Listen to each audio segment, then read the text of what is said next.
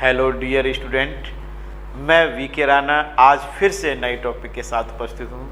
आज हम बहुत अच्छा टॉपिक लेके आए हैं जो बहुत ही इंटरेस्टेड है, बहुत इम्पोर्टेंट है। पूरा वीडियो आप ठीक से देखिए, आपको तैयार हो जाएगा। हमने पार्ट 1 में इस चैप्टर में क्या क्या आपको पढ़ा दिया था। पार्ट 1 में वैद्युत आवेश क्या होता है, कितने प्रकार का होता है, वैद्युत आवेश के गुण क्या होते हैं, सजातीय आवेश एक दूसरे को प्रतिकर्षित करते हैं, विजातीय आवेश आकर्षित करते हैं, आवेश की परमाणुकता से क्या तात्पर्य है, परीक्षण आवेश क्या होता है। बहुत सारे टॉपिक हमने पहले वीडियो में पढ़ा दिए थे आपको। पहला वीडियो ठीक से देखिए। आज दूसरा वीडियो स्टार्ट करते हैं और दूसरा वीडियो में बहुत इंपॉर्टेंट टॉपिक हम लेके आए हैं, कूलाम्स लॉ। कूलाम का नियम क्या होता है, बहुत ज़्यादा परीक्षा में पूछा जाता है। एक बार आप मन से देखिए, पूरा आपको तैयार हो जाएगा। बहुत ही सिंपल टॉपिक ये है। हम कूलाम का नियम पढ़ाने से पहले कक्षा 9 में आपको ले चलेंगे। 9th में हमने न्यूटन का गुरुत्वाकर्षण का नियम पढ़ा था। न्यूटन का गुरुत्वाकर्षण का नियम बहुत इंपॉर्टेंट होता है 9th में। और न्यूटन का गुरुत्वाकर्षण का नियम क्या था, दो पदार्थिक कण थे जिनके द्रव्यमान m1 m2 बीच की दूरी r थी। इनके बीच जो आकर्षण बल लग रहा था, ये आकर्षण बल द्रव्यमानों के गुणनफल के अनुक्रमानुपाती था और बीच की दूरी के वर्ग के व्युत्क्रमानुपाती। ये हमने पढ़ा था।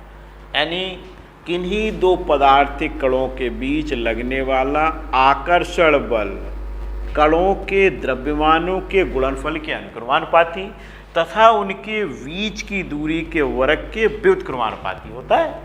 ये हम पढ़ चुके हैं। अब देखो, इसको हमने ऐसे भी लिख दिया था, F बराबर G m1 m2 upon r²। ये कब आ गया था, जहाँ G एक नियतांक है जिसे न्यूटन का सार्वत्रिक गुरुत्वाकर्षण नियतांक कहते हैं। ये हम पढ़ चुके हैं। इस G की वैल्यू भी हम पढ़ चुके हैं, 6.67 10⁻⁻11 न्यूटन मीटर स्क्वायर प्रति किलोग्राम स्क्वायर। ये हम पहले पढ़ चुके हैं। आज इसी पर आधारित हम आपको कूलाम का नियम पढ़ाएंगे। कक्षा 12 में आ गए। कूलाम का नियम क्या होता है, देखिए यहाँ द्रव्यमान थे, यहाँ पर दो आवेश हैं, लेकिन ये स्थिर बिंदु आवेश हैं। दोनों आवेश कैसे हैं, स्थिर बिंदु आवेश।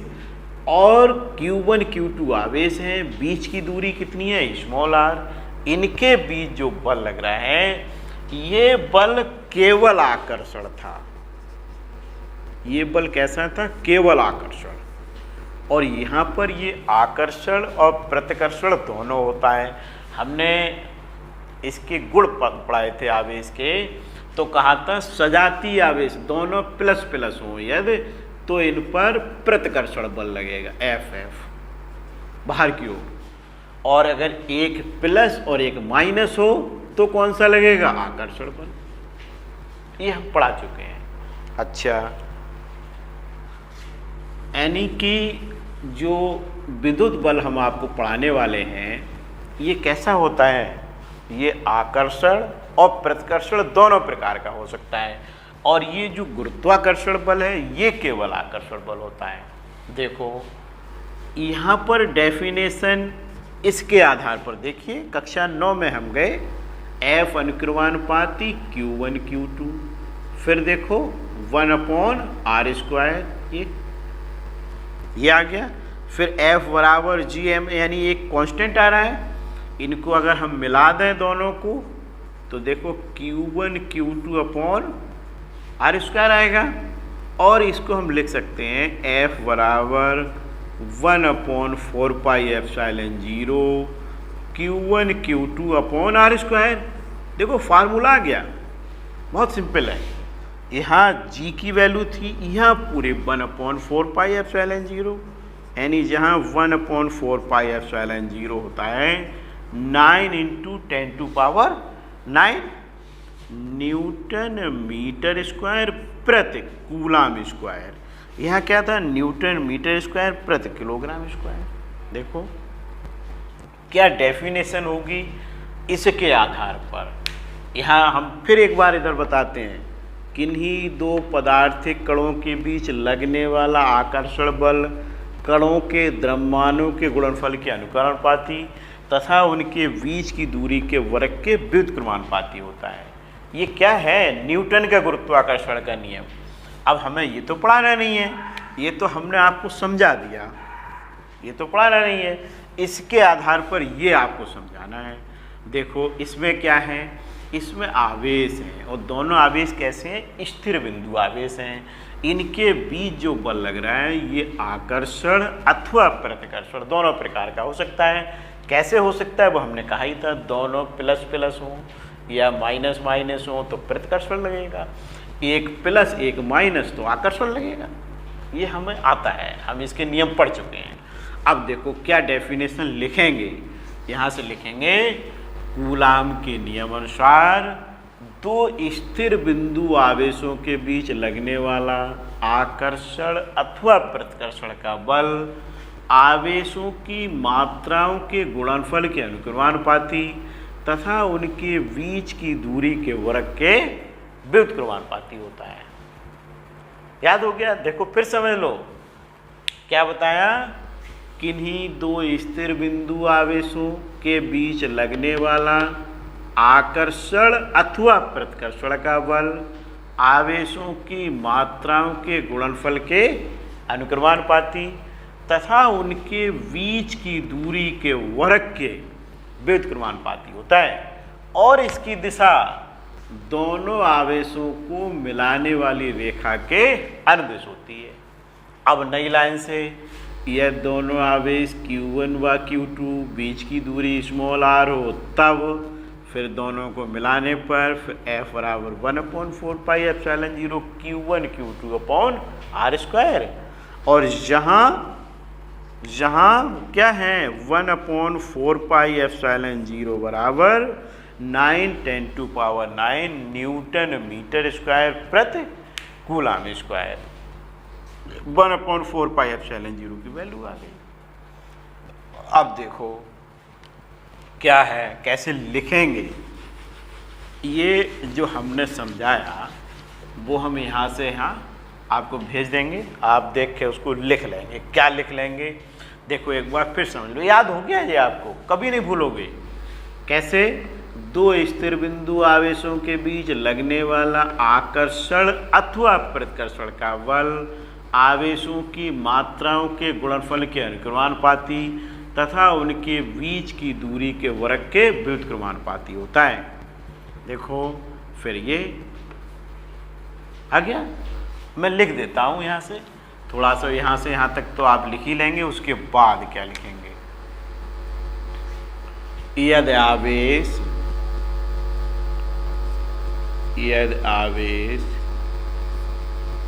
Q1 व Q2 एक दूसरे से, आवेश की जगह होना चाहिए स्थिर बिंदु आवेश, और अच्छा रहेगा। यदि दो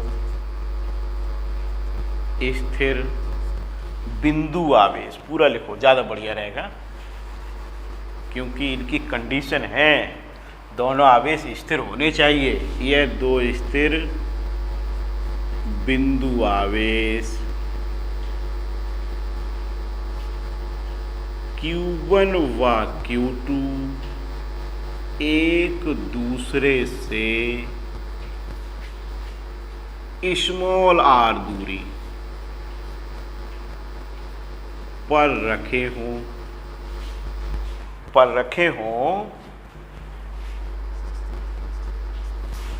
तब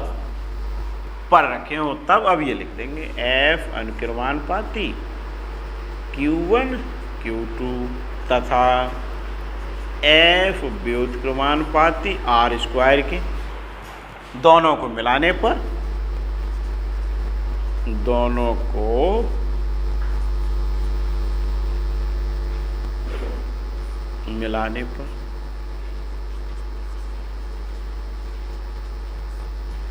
ये दोनों को मिला दिया।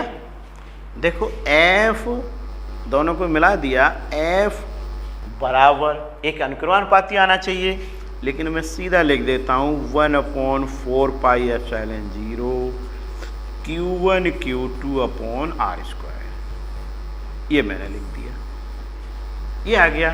देखो ये लाइन आ गई जहां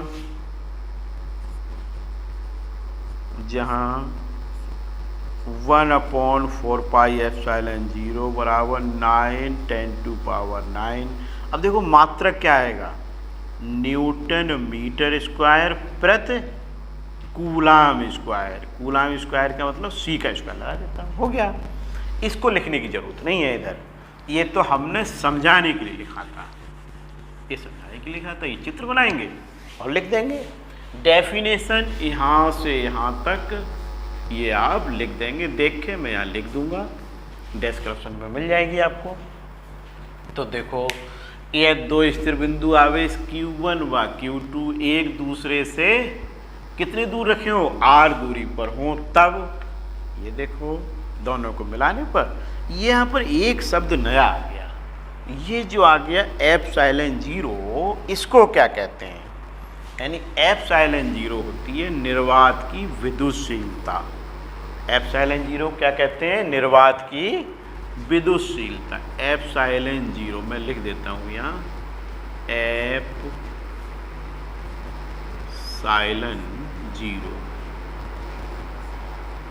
को निर्वात या वायु की विद्युतशीलता।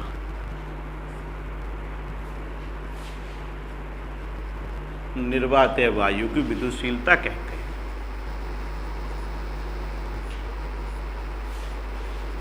ये हो गया, निर्वात या वायु को विद्युतशीलता कहते हैं।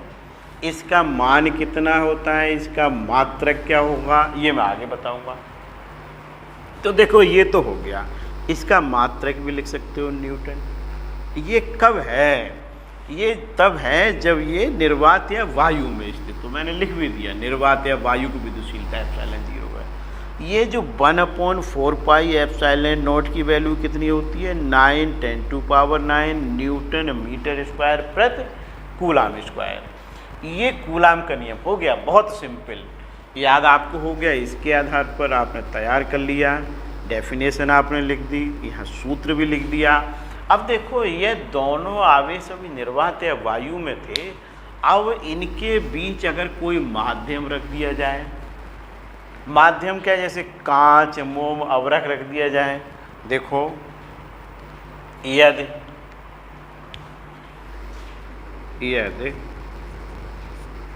दोनों आवेशों के बीच कोई माध्यम का मतलब होता है कुचालक पदार्थ। जैसे क्या होता है, कांच, मोम, कागज, तेल इत्यादि। इतना ही बहुत है, कांच, मोम, अवरक, कागज, तेल इत्यादि। मैंने 3 ही लिख दिए। रखा हो तब देखो दोनों आवेशों के बीच कोई माध्यम रखा हो तब फार्मूला ये चेंज हो जाएगा। F की जगह लिख देंगे हम Fn, इसका मतलब होता है किसी माध्यम के लिए 1/4πε0 के Q1 Q2 upon R square. जहाँ देखो के और आ गया, ये के क्या आ गया, जहाँ के माध्यम का परावैद्युतांक है, जहाँ के लिख लो यहाँ, जहाँ के माध्यम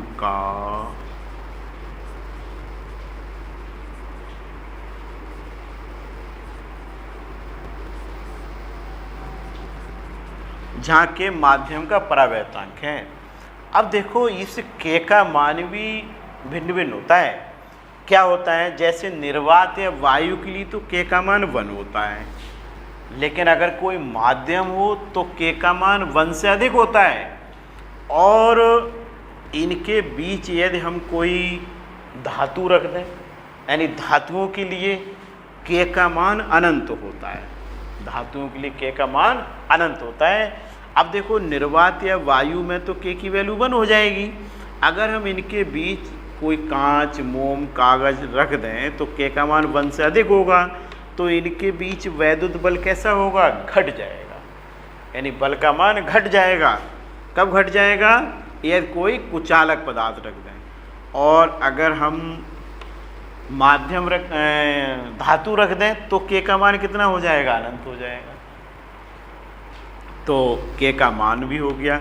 अच्छा, इसको हम ऐसे भी लिख सकते हैं, Fm बराबर 1/4 पाई एप्साइलन, जीरो नहीं लिखेंगे अब, केवल एप्साइलन, ऐसे Q1 Q2 upon r square, ऐसे भी लिख देते हैं। देखो या यहाँ लिख देते हैं, या ऐसे भी लिख सकते हैं।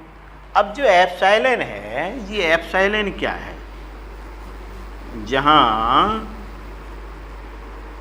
जहाँ एप्साइलन माध्यम की वैद्युतशीलता कह दो या विद्युतशीलता कह दो, एक ही बात होती है, विद्युतशीलता है, माध्यम की विद्युतशीलता है। ये हो गया। अब देखिए, ये जो एप्साइलन 0 के है, यहाँ देखो एप्साइलन है, ये जो के है, ये के होता क्या है?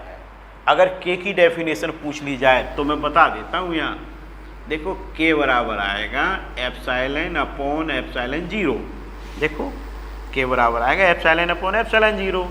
के क्या है? माध्यम का परावैद्युतांक। परिभाषा क्या होगी? देखो माध्यम की विद्युतशीलता, और ये किसकी है? निर्वात या वायु की विद्युतशीलता, यानी माध्यम की विद्युतशीलता, निर्वात या वायु की विद्युतशीलता के अनुपात को माध्यम का परावैद्युतांक कहते हैं। अगर परावैद्युतांक की डेफिनेशन आ जाए तो माध्यम की विद्युतशीलता, निर्वात या वायु की विद्युतशीलता के अनुपात को माध्यम का परावैद्युतांक कहते हैं। अब देखो ये टॉपिक यहाँ तक कंप्लीट हो गया। मैं अभी इससे थोड़ा और इसमें पढ़ाऊँगा। अच्छा, जैसे पूछा जाए कि लागू होने की शर्तें क्या होंगी, ऐसे ही बता देता हूँ, आपको याद हो जाएगा। लागू होने की शर्तें ये हैं कि दोनों आवेश बिंदु आवेश होने चाहिए। हमने बोला ना, दो स्थिर बिंदु आवेशों के बीच, और नंबर 2 दोनों आवेश स्थिर होने चाहिए। ये कूलाम का नियम लागू होने की शर्त है। अच्छा, कूलाम का नियम में हमने विद्युत बल पढ़ा था, एक हमने पढ़ा गुरुत्वाकर्षण बल। दोनों में क्या अंतर है जो अभी पढ़ाया था? तो गुरुत्वाकर्षण बल में आप कहेंगे सर ये केवल आकर्षण बल होता है, और विद्युत बल आकर्षण और प्रतिकर्षण दोनों प्रकार का हो सकता है। विद्युत बल आकर्षण प्रतिकर्षण, यानी आकर्षण अथवा प्रतिकर्षण दोनों प्रकार का हो सकता है। गुरुत्वाकर्षण बल केवल आकर्षण बल होता है। और बताएं, गुरुत्वाकर्षण बल क्षीण बल है, विद्युत बल प्रबल बल है। अगर कोई 2 इलेक्ट्रॉन हो तो उनके बीच ये गुरुत्वाकर्षण बल से 10⁻43 गुना तक अधिक होता है इलेक्ट्रॉनों के मध्य। तो गुरुत्वाकर्षण बल क्षीण बल है और विद्युत बल प्रबल बल है। यदि अंतर पूछ लिया जाए। अब देखो हमने क्या क्या पढ़ाया। सबसे पहले आपको कूलाम का नियम हेडिंग डलाया। कूलाम का नियम यहाँ से यहाँ तक हम लिख भी देंगे। क्या डेफिनेशन होगी? 2 स्थिर बिंदु आवेशों के बीच लगने वाला आकर्षण अथवा प्रतिकर्षण का बल आवेशों की मात्राओं के गुणनफल के अनुक्रमानुपाती तथा उनके बीच की दूरी के वर्ग के व्युत्क्रमानुपाती होता है। देखो दोनों को मिलाने पर कहेंगे 2 आवेश Q1 Q2 और बीच की दूरी r हो, यानी एक दूसरे से r मीटर दूरी पर हो, तब यह आ गया। यहाँ हमने बहुत शॉर्ट कर दिया है। वैसे यहाँ अनुक्रमानुपाती के आता, फिर के की वैल्यू लिखते, तो हमने यहाँ शॉर्ट कर दिया। 1/4 pi epsilon 0 Q1 Q2 upon r square. जी 1/4 पाई एप्सिलॉन 0 वैल्यू इतनी होती है। तो इस सूत्र को यहाँ पर ये जो हमने लिखा है, यहाँ न्यूमेरिकल जब करेंगे तो ये 9 10 टू पावर 9 और Q1 Q2 की वैल्यू R की वैल्यू लगाएंगे जल्दी सॉल्व हो जाएगा। यानी इस पूरी की वैल्यू यहाँ लगा दिया करेंगे 9 10 टू पावर 9, बहुत जल्दी न्यूमेरिकल सॉल्व होगा। अच्छा, ये इसका वैल्यू होती है। अब देखो जी, ये नया शब्द आया कि एप्सिलॉन 0 होता क्या है। तो एप्सिलॉन 0 को निर्वात या वायु की विद्युतशीलता कहते हैं। यह दोनों आवेशों के बीच कोई माध्यम, कांच, मोम आदि रखा हो, तब देखो ये आ जाता है, जहाँ के माध्यम का परावर्तनांक है। अब के का मान हमने अभी अभी कहा था निर्वात या वायु के लिए 1 होता है। ये जो माध्यम है इनके लिए, सबके लिए 1 से अधिक होता है। और धातुओं के लिए के का मान इनफाइनाइट, अनंत होता है। तो वही बीच में माध्यम रखने से विद्युत बल का मान घट जाएगा। अगर इनमें से कोई माध्यम रख देंगे तो विद्युत बल का मान घट जाएगा। फिर हमने कहा ये जो विद्युत बल है, ये जो परावर्तनांक है माध्यम का, इसकी डेफिनेशन क्या होती है। तो इसकी डेफिनेशन ये मैंने लिख दी, यहीं पर आप लिख दोगे। ये क्या है, ये देखो, ये है माध्यम की विद्युतशीलता और ये क्या है, निर्वात या वायु की विद्युतशीलता। यानी कहेंगे माध्यम की विद्युतशीलता निर्वात या वायु की विद्युतशीलता के अनुपात को माध्यम का परावर्तनांक कहते हैं। इसके बाद देखो, अगर आपसे पूछा जाए कि गुरुत्वाकर्षण बल और कूलाम के नियम यानी विद्युत बल में क्या अंतर है, तो आप कहेंगे सर विद्युत बल आकर्षण प्रतिकर्षण दोनों प्रकार का हो सकता है। गुरुत्वाकर्षण बल केवल आकर्षण बल होता है। विद्युत बल प्रबल बल है, गुरुत्वाकर्षण बल क्षीण बल है। लिख लेंगे। अच्छा देखो, हमने यहाँ तक बता दिया। अब हम इसके बाद बताएंगे कि ये जो एप्सिलॉन 0 है इसका मान कितना होता है, इसका मात्रक क्या होगा, इसकी विमा क्या होगी, ये बताएंगे। तो इसको हमें रफ करना पड़ेगा, तभी हम आपको बता पाएंगे। तो इसको रफ कर देते हैं। देखो, अगला मैंने हेडिंग डाल दिया, एप्सिलॉन 0 का मान, मात्रक एवं विमा। कि जो एप्सिलॉन 0 है इसका मान क्या होता है, इसका मात्रक क्या होगा, विमा क्या होगी। देखो अभी हम जानते हैं कि हम जानते हैं, अभी हम पढ़ चुके हैं, वी नो दैट। क्या हम जानते हैं, हम जानते हैं कि 1/4 pi epsilon 0 equal to 9 10 to power 9। अभी अभी हमने पढ़ाया था। अब देखो, हमें निकालना है एप्सिलॉन 0 है तो इनको इंटरचेंज कर लो। एप्सिलॉन 0 बराबर 1/4 पाई 9 10 टू पावर 9। ये देखो, ये इसके अपॉन में आ गया। अब देखिए 1/, ये 9 10 टू पावर 9 है, 10 की घात 9 ऐसे। अब देखो 1/4 पाई की वैल्यू लगा दें, 9 10 टू पावर 9। इसको अगर हम सॉल्व करें तो आता है 8.85 10 टू पावर -12, ये आता है। अब देखो मात्रक क्या होगा जी, एप्सिलॉन 0 यहाँ आ जाएगा, एफ यहाँ आ जाएगा। जैसे मैं एप्सिलॉन 0 बराबर अगर लिखूँ, एप्सिलॉन 0 बराबर, तो देखो क्या आएगा, एप्सिलॉन 0 बराबर आएगा, यहाँ से देखो 1/4 पाई एफ, ये ना यहाँ जाएगा। ये के तो उस सूत्र में नहीं था ना, के तो यहाँ पर वो है माध्यम का परावर्तनांक है। जैसे निर्वात वायु के लिए के की वैल्यू तो 1 हो गई। अब देखो इसके बाद क्या आएगा, Q1 Q2 अपॉन R², ये आ जाएगा। इससे पहले सूत्र पढ़ाया था कूलाम के नियम में, ये आ जाएगा। तो मात्रक क्या बनेगा, देखो कूलाम स्क्वायर प्रति न्यूटन मीटर स्क्वायर। यानी देखो मान आ गया और मात्रक आ गया, सब आ गया। अब हम आगे बढ़ते हैं, यानी इसकी विमा बताते हैं। विमा कैसे बताएंगे, सूत्र के द्वारा। देखो विमा डायमेंशन, एप्सिलॉन 0 बराबर 1/, इसके आधार 4 पाई F Q1 Q2 upon R²। देखो 1/4 पाई की विमा तो होगी नहीं, यहीं लिखते हैं, ऊपर लिख देते हैं, यहाँ लिख देते हैं।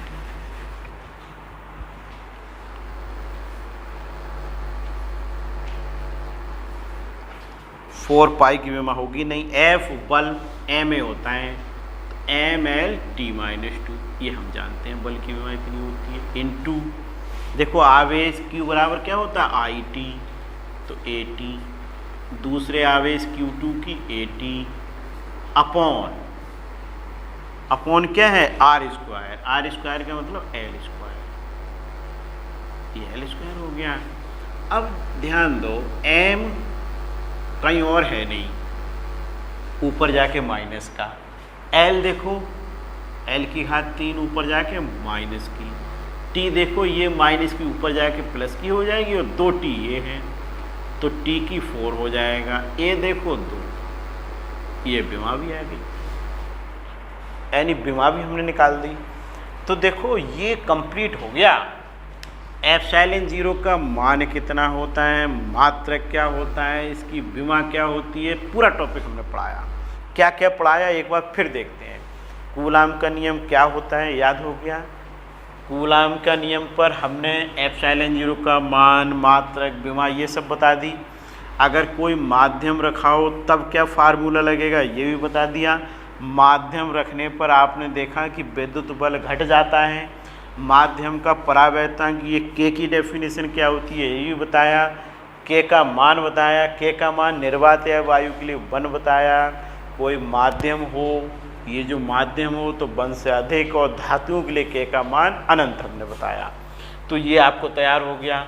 अच्छा, कूलाम का नियम लागू होने की शर्तें हमने बताई कि दोनों आवेश बिंदु आवेश होने चाहिए, दोनों आवेश स्थिर होने चाहिए, और हमने जो विद्युत बल अभी पढ़ाया इसकी तुलना गुरुत्वाकर्षण बल से बताई। तो गुरुत्वाकर्षण बल क्या बताया था, केवल आकर्षण बल, और विद्युत बल आकर्षण प्रतिकर्षण दोनों प्रकार का हो सकता है। गुरुत्वाकर्षण बल छीड़ बल है और ये विद्युत बल प्रबल बल है। 2 अंतर बहुत है, लागू होने की शर्तें 2 बहुत हैं। तो ये टॉपिक आज कंप्लीट हो गया। नेक्स्ट वीडियो में इससे अगला टॉपिक हम लेके आ रहे हैं, इसको तैयार करिए। Okay, thank you.